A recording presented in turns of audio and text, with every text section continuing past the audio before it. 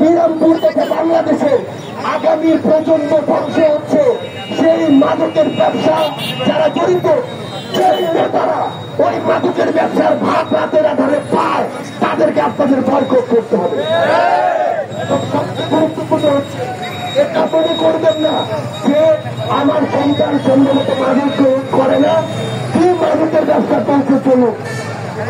আজকে আরেকজনের সন্তান মাদকে আসক্ত, 1 বছর পরে আপনার সন্তান হবে না আপনি জানেন না, কিংবা এখনই যে আপনার সন্তান আসক্ত কিনা সেটা আপনারা জানেন না।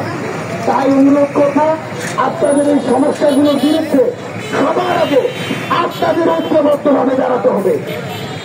শেখ হাসিনাকে কিন্তু বাইরের দেশের কেউ এসে বাংলাদেশে পরাজিত করেনি। বাংলাদেশের মানুষ ঐক্যবদ্ধভাবে দাঁড়িয়ে তার পতন ঘটিয়েছে।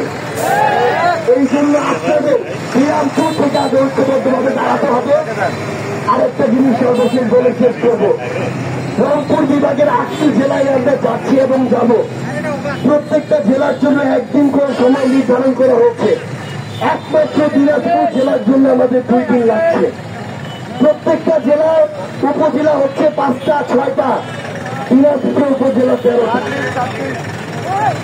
তাহলে সামগ্রিক ভাবে আপনি যদি ভূমির দিক থেকে দেখেন, আয়তন, নাগরিক, উপজেলা সব দিক থেকে এই দিনাজপুর জেলাকে 2 ভাগে বিভক্ত করা যায় বলে আমরা মনে করি।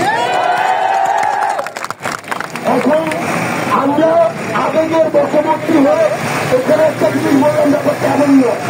আমরা মনে করি আয়তন বলেন, জনসংখ্যা বলেন, উপজেলা বলেন, সবচেয়ে গুরুত্বপূর্ণ হচ্ছে এখান থেকে সরকারের যে আয়, এখানে গুরুত্বপূর্ণ একটি স্থল বন্দর রয়েছে। সামগ্রিক গুরুত্বের বিবেচনায় এই দিনাজপুর জেলাকে একদম পূর্ণ 2টি জেলায় বিভক্ত করা সম্ভব। সেই জায়গায় আমি আমার জায়গা থেকে জাতীয় নাগরিক পার্টি এনসিপির পক্ষ থেকে দিনাজপুর তথা এই অংশের কিংবা দিনাজপুর জেলার অর্ধেক মানুষের প্রতিনিধি হিসেবে আপনাদের এই দাবি সংশ্লিষ্ট মন্ত্রণালয় এবং মাননীয় প্রধান উপদেষ্টার দপ্তর পর্যন্ত পৌঁছে দেওয়ার চেষ্টা করবেন। আপনাদের সাথে আমাদের আবারও দেখা হবে। শুধু শেষ একটি অনুরোধ, আপনারা দয়া করে ন্যায়ের সাথে থাকবেন, সত্যের সাথে থাকবেন। সেই মানুষটা ভালো, তাকে প্রমোট করবেন। ভালো মানুষদের যদি প্রমোট না করি তারা নিরুৎসাহিত হবে, আর খারাপ মানুষদেরকে যদি খারাপটা বলি তারা আপনাদের মাথায় চেপে বলবে।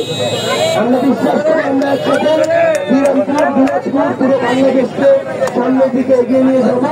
সে পর্যন্ত সবাই ভালো থাকবেন, সুস্থ থাকবেন। আপনাদের সাথে আবারও দেখা হবে।